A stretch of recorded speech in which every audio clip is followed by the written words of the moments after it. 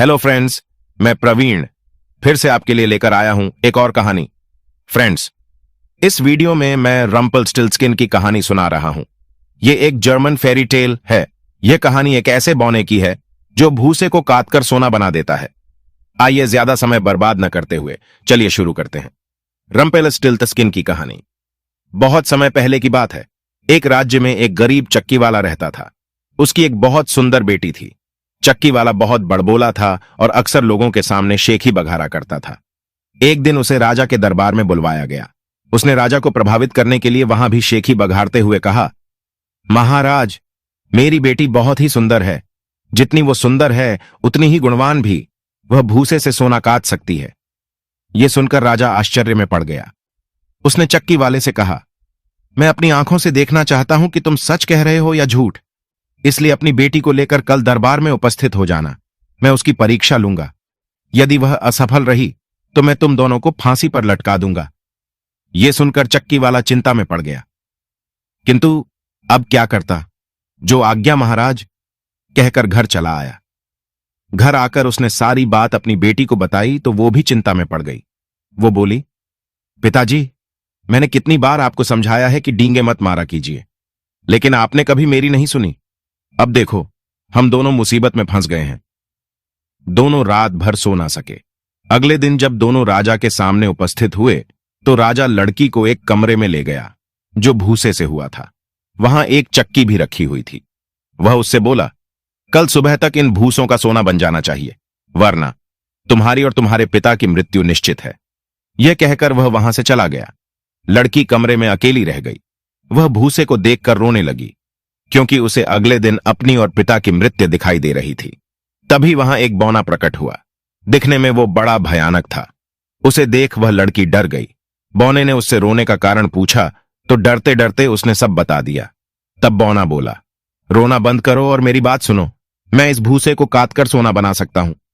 यह सुनकर लड़की बोली, तो मेरी सहायता करो और इस कमरे में रखे भूसे को सोना बना दो। वो तो मैं कर दूंगा, लेकिन बदले में तुम मुझे क्या दोगी? बौना बोला, मैं तुम्हें अपना यह हार दे दूंगी। गले में पहना सोने का हार दिखाते हुए वो बोली, ठीक है। कहकर बौना चक्की लेकर भूसे को काटने लाग। सुबह तक उसने सारे भूसे को सोने के धागों में बदल दिया। लड़की ने उसे अपना हार दिया और वो गायब हो गया। जब राजा वहां आया तो पूरे कमरे को सोने के धागे से भरा देख बहुत खुश हुआ, लेकिन उसके मन में लोभ आ गया। उसने एक बड़े कमरे में भूसा भरवाया और लड़की को वहां ले जाकर बोला, अब तुम्हें कल सुबह तक इन भूसों का सोना बनाना है। नहीं कर पाई तो क्या होगा, यह तुम जानती हो। राजा वहां से चला गया। चक्की वाले की बेटी फिर रोने लगी। वही भयानक बौना फिर प्रकट हुआ। इस बार भी उसने सहायता करने का प्रस्ताव दिया और पूछा, बताओ, इस बार तुम मुझे क्या दोगी? लड़की बोली, मैं तुम्हें अपनी अंगूठी दे दूंगी। बौने ने रात भर में सारे भूसे को सोने में बदल डाला और सुबह अंगूठी लेकर चला गया। सुबह जब राजा ने पूरा कमरा सोने के धागे से भरा देखा तो उसका लोभ और बढ़ गया। वह लड़की को और भी बड़े कमरे में ले गया और बोला, यदि तुम इस कमरे में भरे सारे भूसे को काटकर सोना बना दो तो मैं अपने पुत्र का विवाह तुमसे कर दूंगा। उस रात वह कमरे में बैठी बौने का इंतजार करने लगी। जब बौना आया तो उसे सारी बात बताई। तब बौना ने पूछा, इस बार तुम मुझे क्या दोगी? मेरे पास अब देने के लिए कुछ भी नहीं है।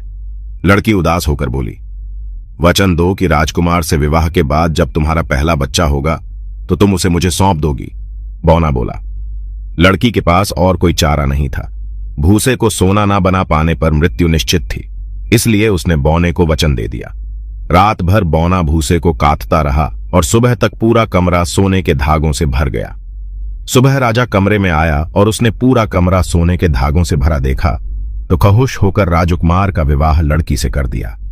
राजकुमार बहुत नेक दिल था। कुछ महीनों बाद ही राजा की मृत्यु हो गई और वह राज्य का राजा बन गया। चक्की वाले की बेटी अब राज्य की रानी थी। 1 वर्ष के बाद रानी ने एक सुंदर बच्चे को जन्म दिया।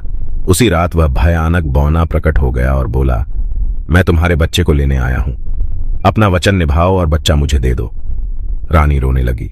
वह बौने से प्रार्थना करने लगी, मेरे बच्चे को मुझसे दूर मत करो। तुम जो चाहोगे मैं करूंगी। तब बौना बोला, ठीक है, 3 दिनों के भीतर तुम मुझे मेरा नाम बताओगी। यदि तुमने सही बताया तो मैं ये बच्चा नहीं ले जाऊंगा, यदि तुम नहीं बता पाई तो फिर यह बच्चा मैं ले जाऊंगा। यह कहकर वो चला गया। पहला दिन बीता, रानी को बौने का कोई नाम समझ नहीं आया। दूसरा दिन बीता, लेकिन रानी बौने के नाम का कोई अनुमान नहीं लगा सकी। वो चिंतित हो गई। उसे समझ नहीं आया कि वो क्या करे। चिंतित होकर वो बाग में टहलने लगी। तभी उसे किसी के गाने की आवाज सुनाई पड़ी। पेड़ के पीछे छुपकर उसने देखा तो पाया कि वही बौना घोष होकर गाना गा रहा है। रानी को तो पता नहीं, नाम है मेरा क्या? मेरा नाम है रम्पेलस्टिल्टस्किन। रम्पेलस्टिल्टस्किन है मेरा नाम। अब रानी को उसका नाम पता चल चुका था। वह महल लौट आई। रात में जब बौना आया और उसने अपना नाम पूछा तो वो बोली, तुम्हारा नाम रम्पेलस्टिल्टस्किन है। अपना नाम सुनते ही वह क्रोधित हो गया और अपना पैर इतनी जोर से जमीन पर मारा कि जमीन फट गई और वो उसमें समा गया। उसके बाद को कभी दिखाई नहीं दिया। रानी अपने बच्चे और राजा के साथ खुशी खुशी रहने लगी। कहानी पसंद आई हो तो लाइक, शेयर और सब्सक्राइब कर दो। मिलते हैं अगली वीडियो में। तब तक के लिए हंसते रहिए, मुस्कुराते रहिए।